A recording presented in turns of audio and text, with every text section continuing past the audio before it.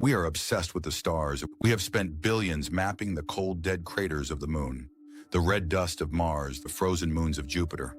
But right now, just a few miles beneath your feet, lies a world more alien than anything we have ever found in space. A world of total darkness, crushing pressure, and life that should not exist. We have explored less than 5% of our own oceans. We are strangers on our own planet. And the deeper we go, the more the ocean whispers the same warning. You were never meant to be here. At 200 meters below the surface, the sun gives up. This is the twilight zone. No plants, no warmth, no light to grow by. Instead, life here survives on what scientists call marine snow, a slow, endless drizzle of dead skin, waste, and decaying flesh, falling from the world above like dark confetti. This is where you find the glass octopus, nearly invisible, a translucent ghost drifting through the gloom, with only its eyes and nervous system casting any shadow at all. Why transparency? Because down here, a shadow is a death sentence. But other creatures choose a different strategy. They don't hide from the dark. They weaponize it. Bioluminescence, living light. It is not decoration. It is language. It is warfare. The firefly squid covers its entire body in thousands of glowing photophores, perfectly mimicking the faint light filtering from above. To any predator looking up, the squid simply disappears. Swallowed by the glow, it uses light to become invisible. Drop past 1 kilometer, and you enter a place with no name in any human language that does it justice. The Midnight Zone.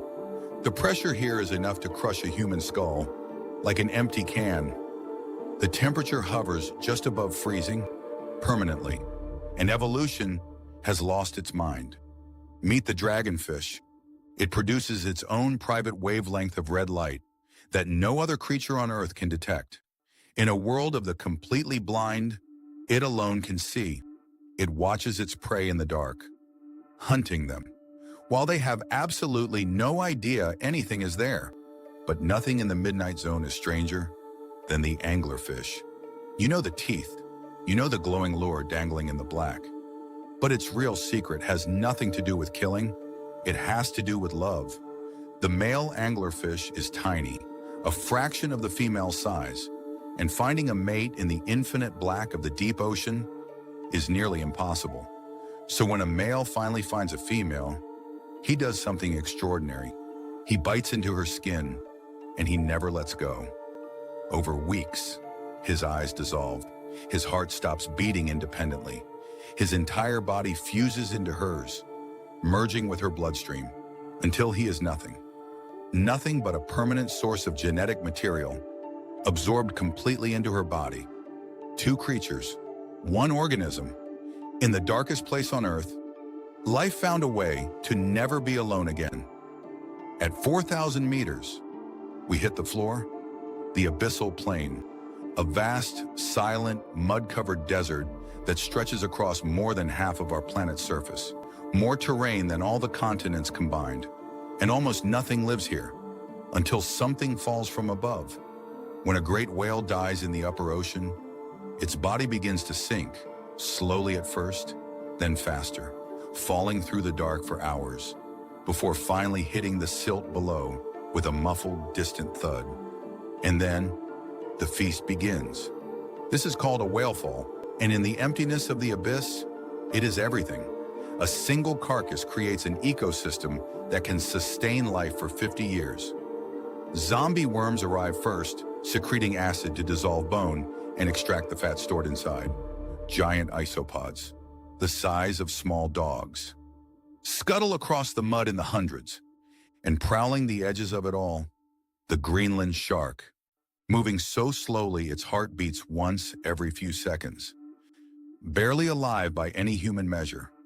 And yet, some of the Greenland sharks alive today were swimming in these depths when the Great Fire of Rome was burning. They were here before your country existed, before your language existed, before almost everything you have ever known existed. Living fossils watching the dark, waiting.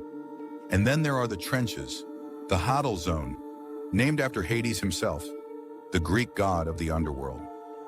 The Mariana Trench plunges nearly 11 kilometers into the earth. If you drop Mount Everest into it, the summit would still be over a mile underwater.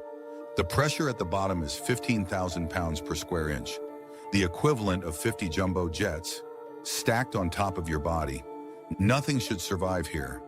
And yet, at the very bottom of the deepest place on Earth, we found the snailfish, transparent, gelatinous. It looks like a single drop of water with a tail. It has no scales, no armor, no hard structure of any kind, and it is the deepest living fish ever recorded. Where steel submarines implode, this tiny, fragile creature simply swims. But here is what we found at the bottom that frightened us most.